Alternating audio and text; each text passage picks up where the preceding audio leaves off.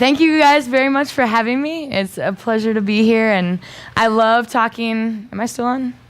Okay, just making sure. I love talking about God, Ninja Warrior, and just getting to know new people, so it's definitely a pleasure just to be here and share with you guys some of what God is doing. So I brought some props up here, because people always love props. So my first year, so this was my second year. My first year, they mentioned, I fell on the fifth obstacle. Actually, this is the wrong prop. I fell on the fifth obstacle, which was a ring to a rope to a ring to a rope to a ring. And the rope was somewhat like this rope. It was worse than this rope. But, you know, some climbing ropes, they're really nice and thick, and you grab them and you're, this feels good. This one, as soon as I grabbed it with my weak arm and just started sliding down. And so I had my hand on the ring, went for the rope, and just started sliding. And it was like, no, I'm going to fall. So that's what took me out the first year. And then in Vegas, the first year, the trampoline took me out. And then this past year, after that night, I also fell on a trampoline. So I decided to buy the trampoline that they use on the show so that we could train on it. I have a group that we train in Columbus. So these are some of the obstacles we use. So it's like, this will be really good practice for everyone who's in Columbus with us. And then in Vegas, the second year, it was somewhat like this obstacle. It was basically like a curtain, and you had to drop onto a platform. And a lot of people had been sliding down the curtain, and they had let go too much, and they went straight into the water. So I was really nervous about that. So I was really focused on sliding down the curtain. Totally forgot about the fact you have to let go and land on the landing platform. So I let go too late, and it was like, no! And you just feel yourself slow motion going into the water, and your brain screaming, stop, stop, but you can't stop yourself. So that's a little bit of my experience with Ninja Warrior. Afterwards, if any of you want, you can kind of come up and play. These are precision rails. So basically we would have several of these, and you work on balance with them. So kind of just set them down on the ground. We'd have several of them, and you go from one and just jump to the next one, to the next one, to the next one. And then over here, we have just a lot of 2x4s, and you just put them on the ground, and you try to balance on them. So you would be going across. It's a lot harder on carpet, by the way. So don't feel bad if you fall. But so you're basically just going across here, balancing on those. And then same thing with these. These we would put on mats, and so they were really wobbly. So that actually, I think, was the hardest obstacle we had at our gym. So those are just some of the examples of things we train on. Just give you a little taste of Ninja Warrior in Columbus, Ohio.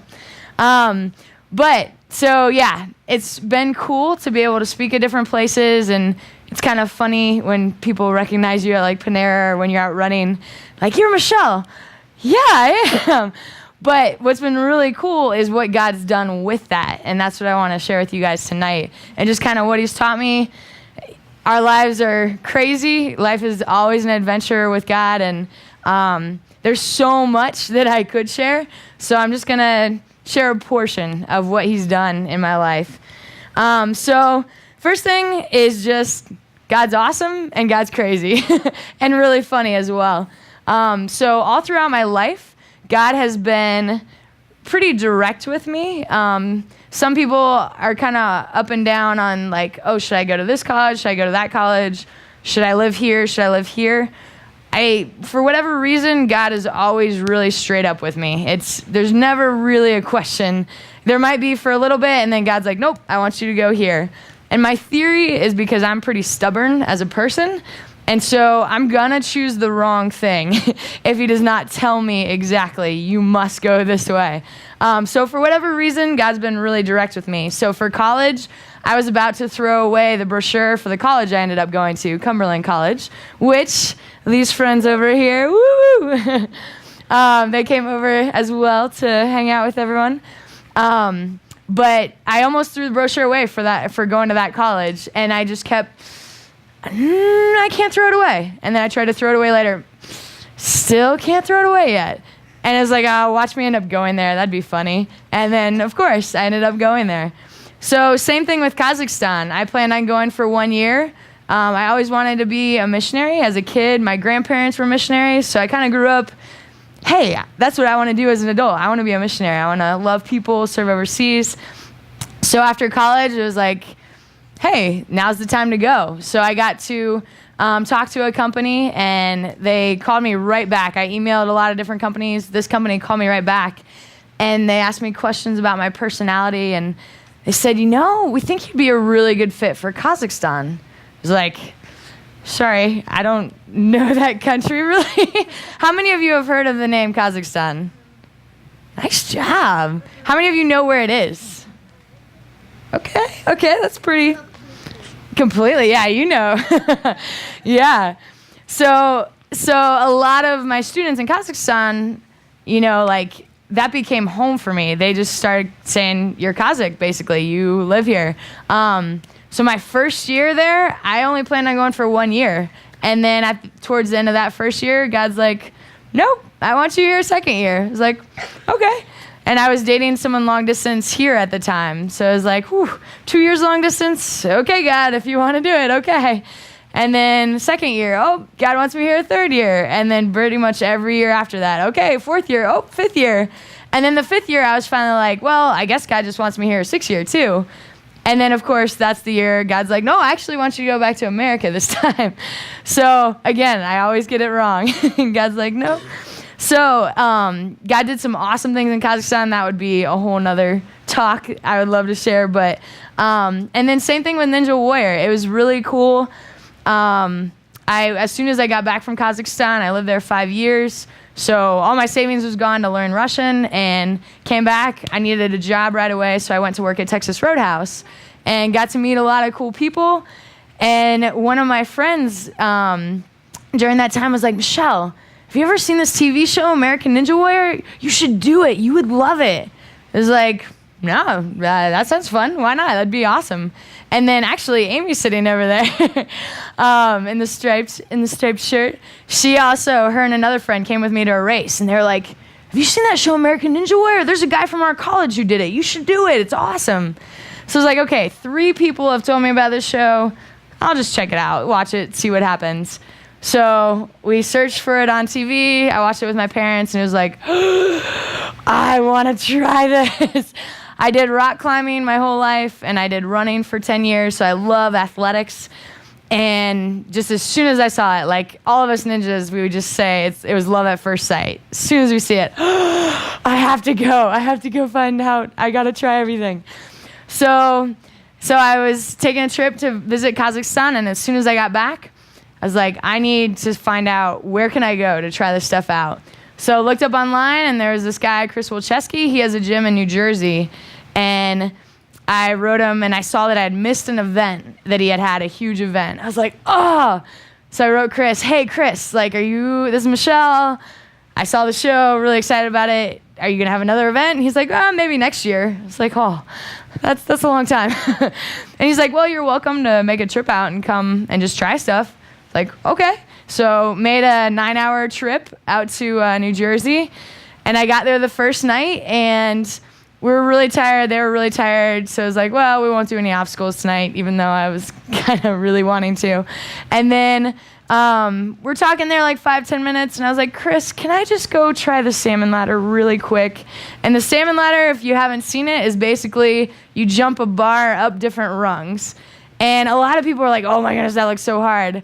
But I'm a rock climber, so I was like, I think I can do that, but I don't know. I've never tried it.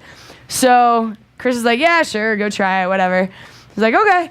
So I went over and tried it, and I got the first rung, and Chris all of a sudden starts going crazy, like, yeah, keep going, okay. And then my next rung, I got crooked. He's like, okay, so go to this side and do this, and got the next rung. And then I went up crooked again. He's like, okay, go to this side, all right, switch your balance there and do that, blah, blah.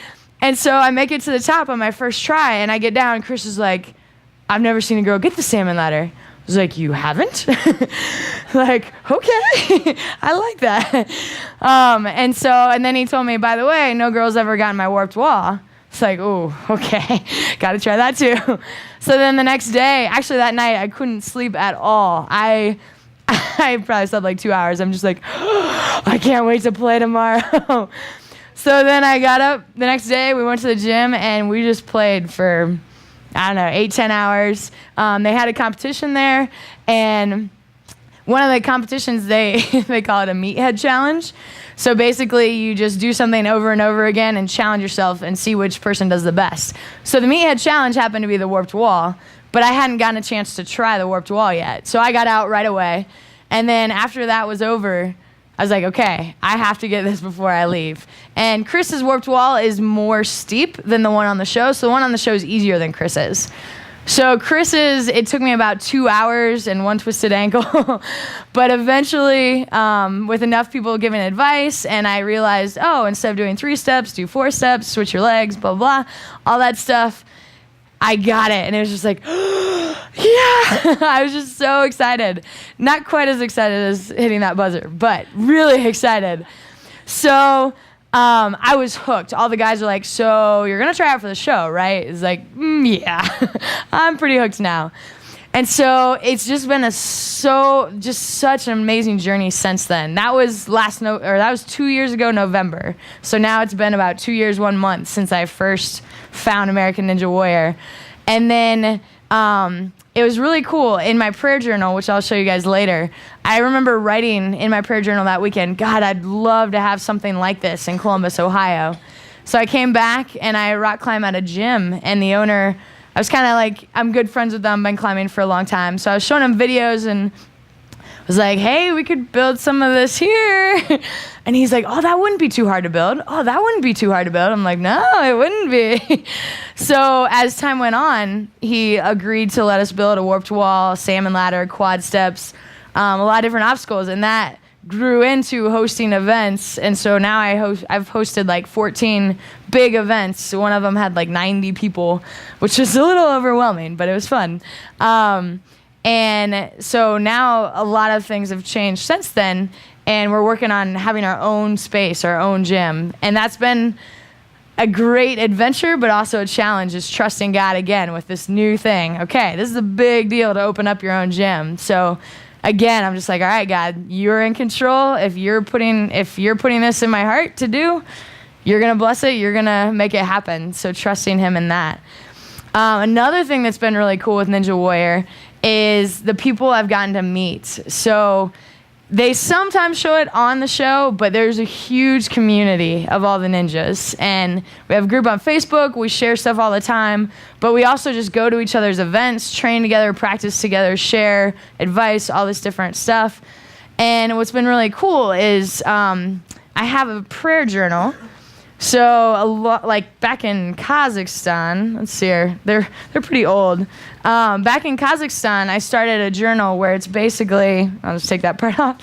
Basically on the left side is prayers that I prayed, and then on the right side is answers to prayer.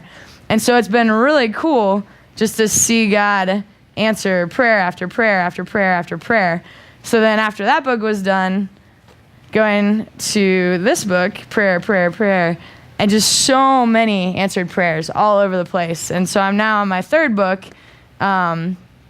getting through, so about to there on that one. So it's been so cool to just see God's faithfulness through that. And as I've been keeping track of just answered prayers, I shared that in my submission video. And one of my big prayers was, I want to meet some other Christians who are ninjas. And at the time, I didn't know any. Everyone I talked to was like, yeah, no, not really. So as I went to Vegas the first year, I'd been praying all year, God, help me to meet some other ninjas who are Christians so we can pray together and love people together. So first day in Vegas, didn't meet any other Christians. Like, okay, we still got a few more days. Second day, still no one else. And then 3rd day, we're sitting in a tent, and you're in the tent for like 7-8 hours. They're going to do like video and all this stuff for TV. And so we're just sitting in a tent for like 7 hours talking to different people. And earlier this day, I was like, God, we only have like 2-3 days left in Vegas. Like, please let me meet some other Christians. And so one guy walked over and was like, hey, you're Michelle, right? You had a prayer journal in your submission video, didn't you? I was like, yeah, are you a Christian? He's like, yeah. So we started talking a little bit. And then later on, I was talking to someone else, and they're like, hey, you had a Bible verse on your leg in Baltimore, didn't you? I was like, yeah, are you a Christian? Yeah. And then someone else was right nearby, and they're like, hey, what are you guys talking about over there? And so we started talking. He's like, oh, cool. And what was really cool, how many of you guys know who Travis Rosen is? He's the guy who climbed the rope for the final thing. So he's been on the show for, I think, since the beginning. He is a strong, solid Christian, and every interview he talks about it. They've never shown it on TV, so it's not known to the world that he's a believer, but he is a strong, solid believer, very humble.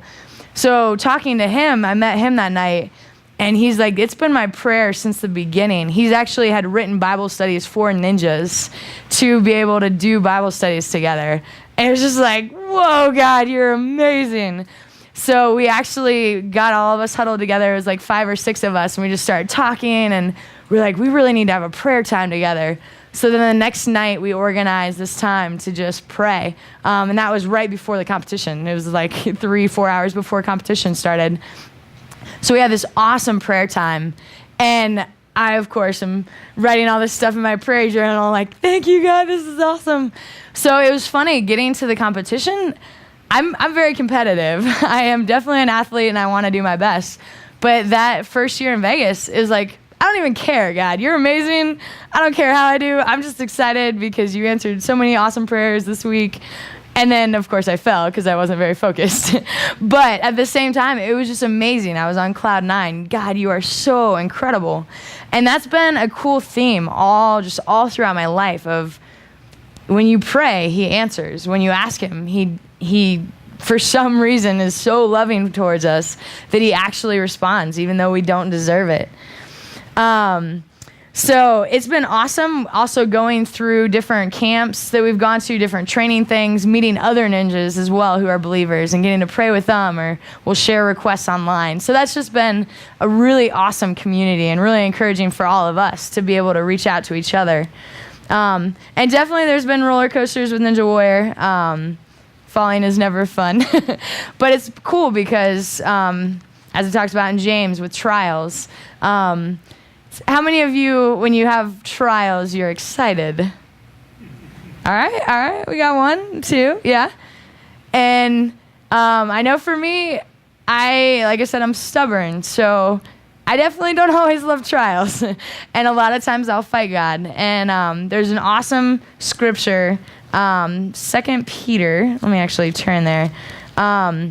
This became a huge theme scripture for me that I started praying in Kazakhstan every morning.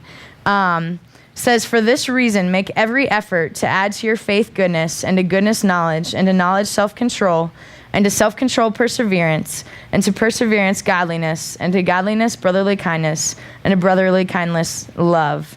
For if you possess these qualities in increasing measure, they will keep you from being ineffective and unproductive in your knowledge of our Lord Jesus Christ. And when I first heard a sermon on that, I was like, isn't that all of our desires? We don't want to be ineffective. We want to be effective in our knowledge of Jesus Christ. So I just started praying that prayer every day. God, help me to grow in faith and goodness and knowledge and self-control, perseverance, godliness, brotherly kindness, and love. And one thing I really liked about the sermon I heard on it is if you're really focused on growing in character, you really don't care if trials come because you know they're going to grow you in character. And so I definitely am not a perfect example of that. But it's been cool even all throughout those trials to see, okay, God, I know you're molding me. I know you're working through me. And yes, it hurts. And yes, I fight back sometimes. But you're still growing me and working through that. So that's been a huge encouragement throughout the ups and downs of everything. Just trusting, okay, God, you do finish your work and you do grow us to be more like Jesus. So 3 things I wanted to focus on for this past year. God has taught me a lot this past year, and I would definitely say this past year has been the hardest year of my life.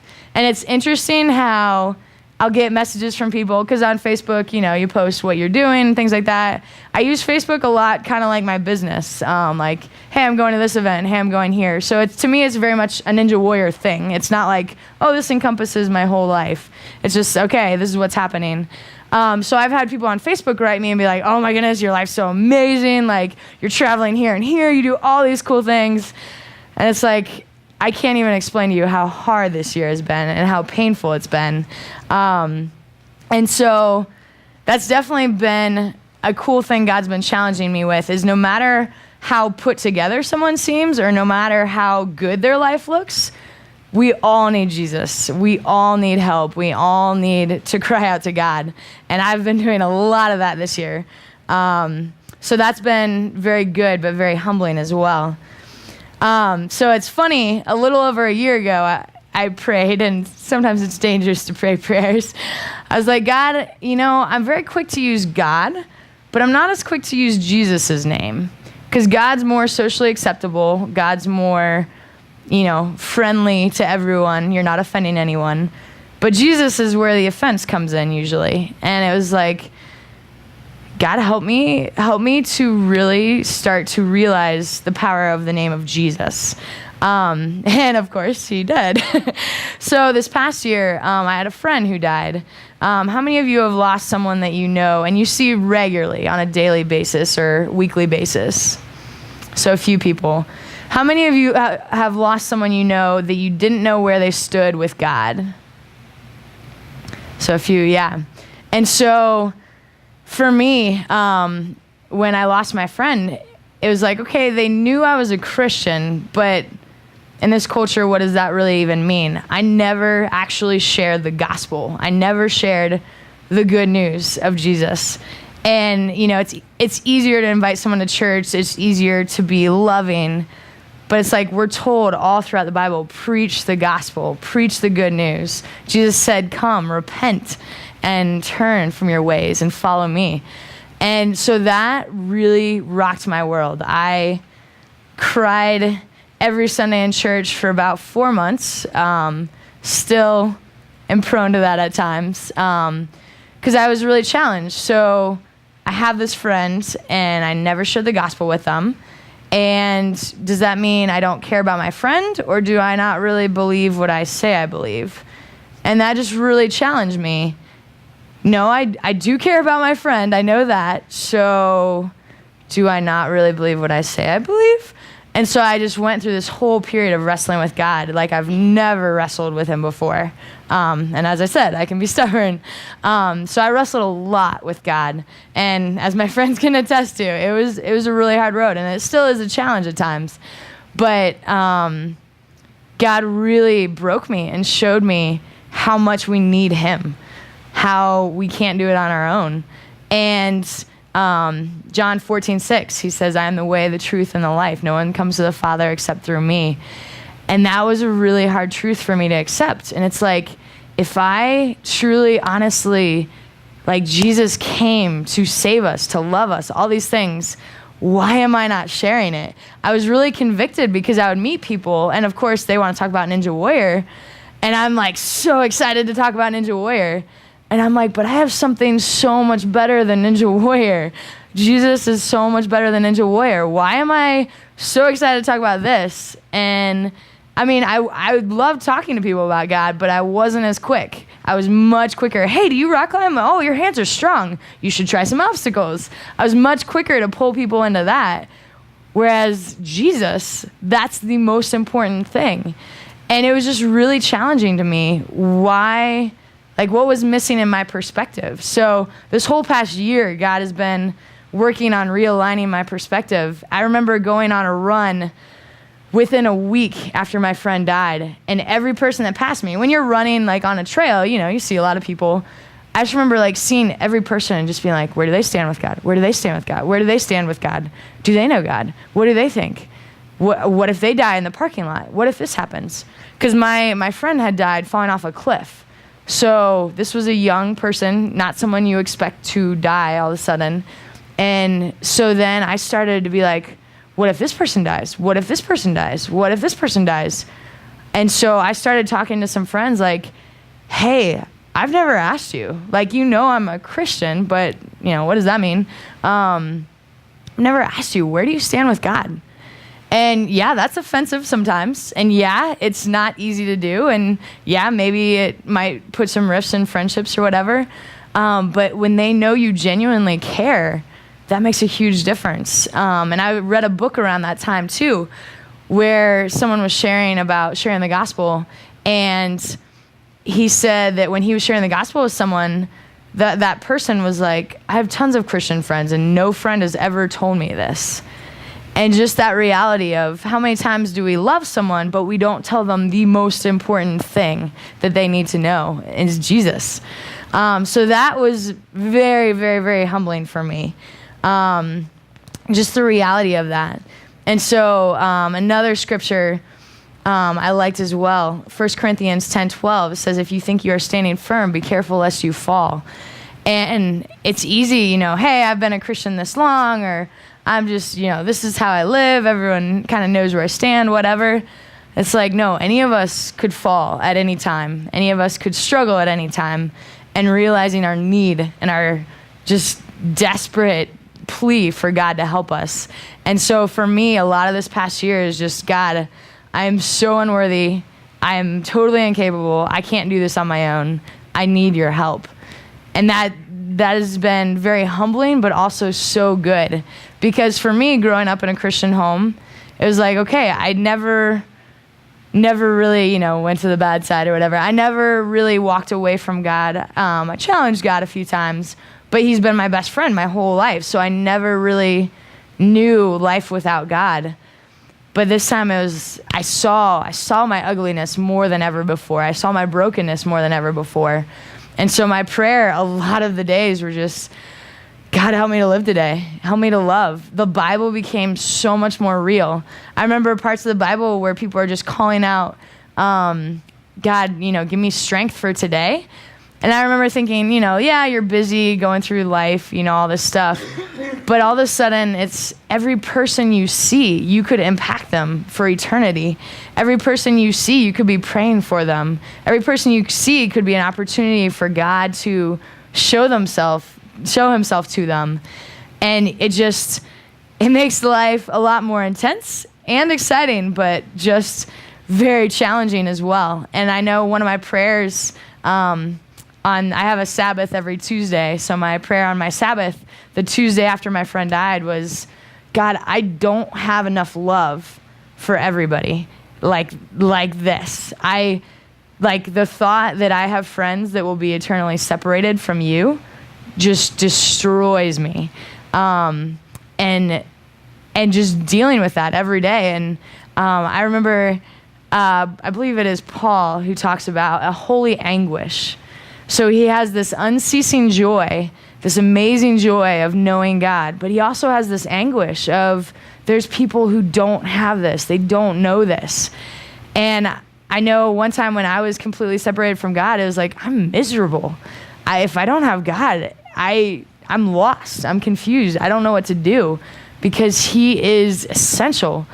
And so just through all of this, it's been just this huge awakening. I mean, I cared about people before. I shared the gospel a lot before, but never before had it been so real of death. We were even talking as we were driving over here, just talking about stories of accidents and how quickly life goes.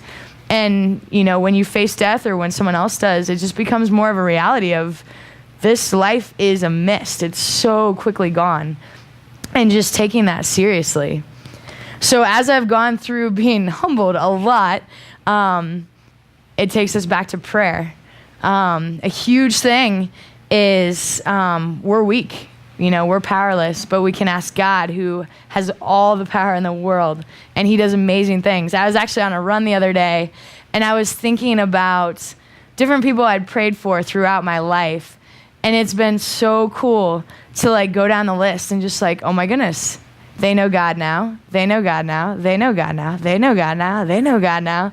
And it was just so cool going through person after person and this person I prayed for 4 years. And now they're walking with Jesus. This is amazing. And so it's just so incredible. And that's why I love going back through these prayer journals, because in the Old Testament, it talks a lot about remember his faithfulness.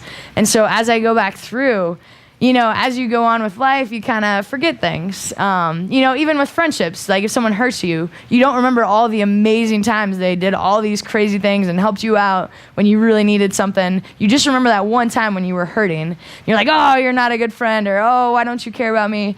But it's no, remember those 10,000 other times where they did something really nice for you?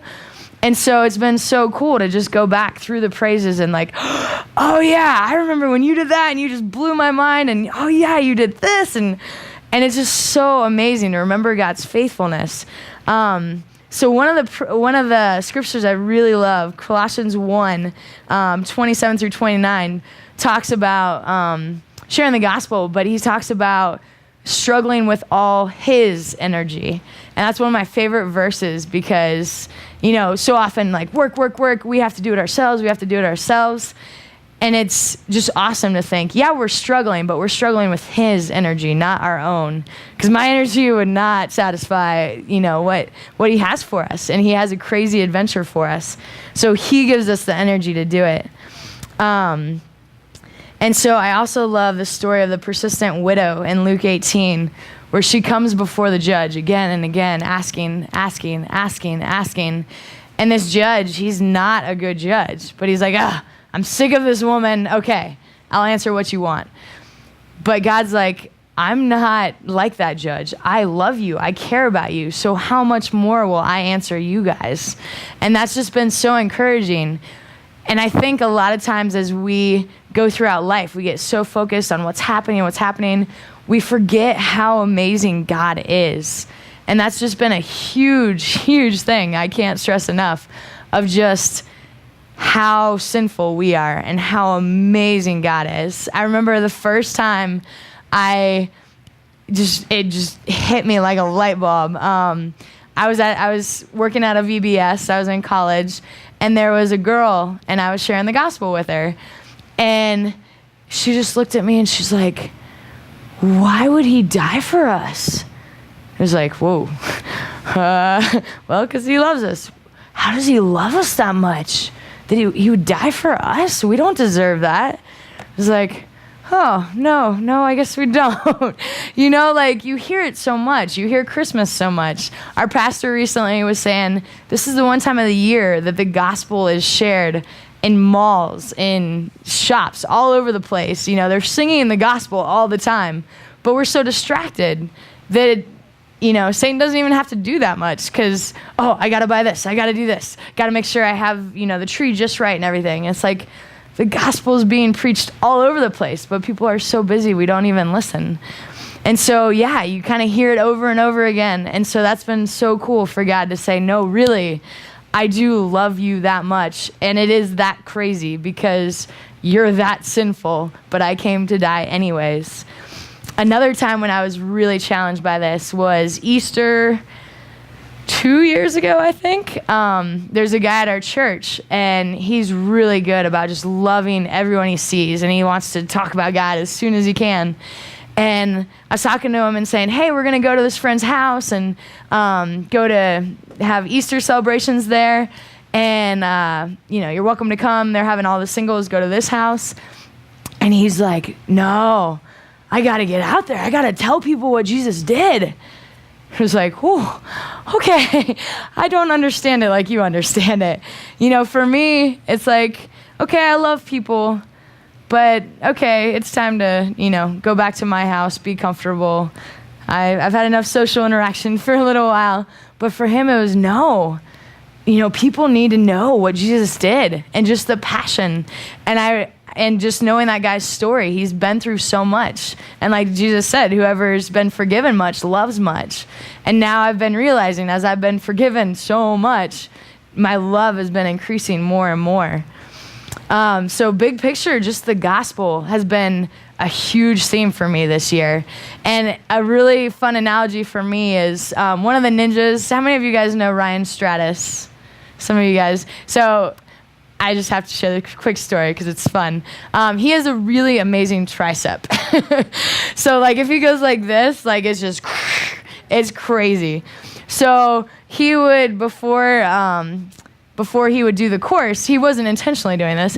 He would just stare down the course and stand like this. And one year when he did it, his triceps just like, and so we all just watched like, oh my goodness. So some of the ninjas started this thing where they posted doing this at different places, and they started calling it stratusing because he's just so strong like that. So we just had tons and tons of pictures of stratusing. So anyways, so he's a stuntman. He does some stunts in different movies. So he was in the Hunger Games, the most recent Hunger Games.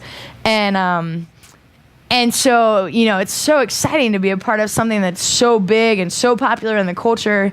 And I know he was in, I'm going to forget the TV show, but there was a TV show he was in where he got whacked by a golf club. And he has some pretty amazing bruises to show for it. But he was in this TV show, and everyone was just like, oh my goodness, that's so amazing, you're a part of this TV show, blah, blah, blah, blah. So I was just thinking about it, you know, being a stuntman or being an actor or something, even if you're this small role, you know, maybe you're there for 2 seconds, you're still crazy excited because you're a part of this big movie that's so popular and everyone knows about and all this stuff. So I was just thinking about the gospel. So for me, for example, like, yeah, I'm in Ninja Warrior, and yeah, it's cool to be on TV and all that stuff, but I get to be a part of this small, tiny part of God's huge story. And how much more exciting is that than any movie, than any big thing you can be a part of? And so God's just been really challenging me with how special that is to be a part of his story and be just in awe of the fact that he would come down and love us and allow us to be a part of it. Even though we mess it up, even though we struggle, that he would actually do that for us. So another verse that I really love, 2 Timothy 2:13 says, when we are faithless, he is faithful. So as I wrap up, I just want to share, you know, regardless of where any of you are, regardless of where I am, yeah, we struggle. Yeah, we have sin. Yeah, we go through all these things. You know, we have fellowship with each other to challenge each other. I have accountability partners where, hey, I'm really struggling with this. Please call me out on things. Challenge me with things. So we have each other to help each other out.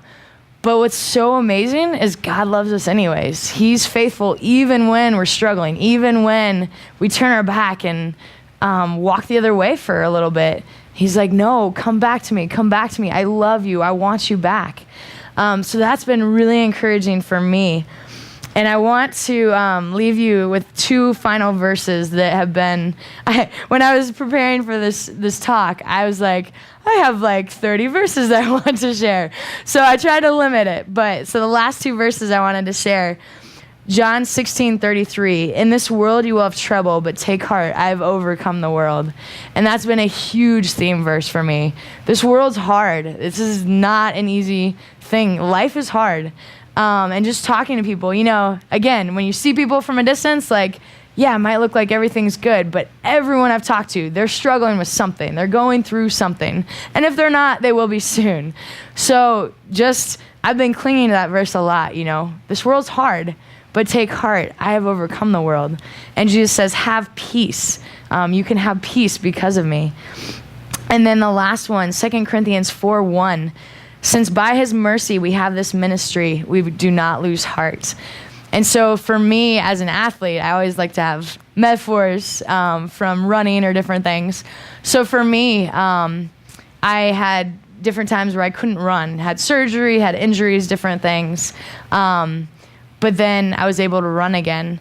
And as he gave me that ability to run again, it was just so encouraging. And it just gave me this extra motivation to run, because it's like I almost lost my ability to run, and then God gave it back to me. And so you just have this extra excitement to run. Whereas, you know, if you're used to always running and it's kind of like, oh, I'm sick of running. And some people, how many of you hate running? I know there's probably some of you, yes. Well, I'm on the opposite end of the spectrum. Not every day. Some days when it's cold or you're tired, not always. But I love running. At prom, I would tell my friends, hey, can you take my shoes? I'll be right back, and just run in my dress. Because it's like, it's beautiful outside. I got to go run. They're like, wow. But I love running. And so for me, you know, even then, there's days where you just don't feel like running. But it's like, wow, God gave me the ability back to run. And so same thing in this life. It's by his mercy. He gives us the strength to live every day. And that gives you that extra motivation to keep going. Same thing like with a football team. If they have someone injured or someone that got hurt and they're playing for them, they say, this game's for that person. It just gives them that extra oomph, that extra motivation to go. And so that's what this year has been for me of, God, this is all by your mercy, all by your mercy. And so I'm not going to lose heart. Even when I'm exhausted, when I'm tired, when I'm overwhelmed, I can't lose heart because it's purely by your strength. So that's been huge. So I wanted to leave you guys with a poem that I'd written. This was March 11th, so a little while ago. But this just kind of shares a little bit of this past year and my prayer for myself, and, I pray this as well for everyone. So, thoughts jumbled on a page. My galava is kasha, which in Russian means my head is oatmeal. Basically, blah, everything up there. All I have is mush in my brain. So much pain, so much desire. Love that can never be fulfilled. So many I love who continue to reject what I believe holds life together. The excitement of competition, the frustration of injuries, the desire to run free with the wind, but consequences from one day holding me back. Wanting to be held and cherished by a loved one and never have to let go. The joy and love of ninja fun and friends, filled with curiosity and glee for the season ahead. Finances and job tempted to weigh heavily on the mind, but knowing God will direct and provide. I'm so blessed and yet so broken. I'm overwhelmed by the problems of the world and the plight of so many. So many options, so much need. Where would you have me focus? A dear client dead, never to be known here again. It still cuts me to the heart. Problems plaguing our country and world, yet so many don't seek out and discuss the source. So tired, yet so much to be done, having a to-do list that never ends. So many friends around the world, love them all, wish I could enjoy them all at once. Rock climbing has become an even more extreme love. What will you and are you doing with that, Lord? Do you have a man for me someday that I can finally fully give myself to? I know I can trust you and your timing. You have always been and continue to be faithful. I am mourning while others laugh. Lord, please motivate me to action. I just want to be with you, be done with this battle of life, this pain of loss and heartache of rejection, this war with spiritual realms I can't see, but fill me to overflowing with your spirit, your love, hope, grace, and truth. Please guide me through each and every day you give me, and help me to live joyfully for you. May your light shine so brightly in the darkness of my heart and this world. I need you, Lord, above all else. Rescue me. So, thanks for having me.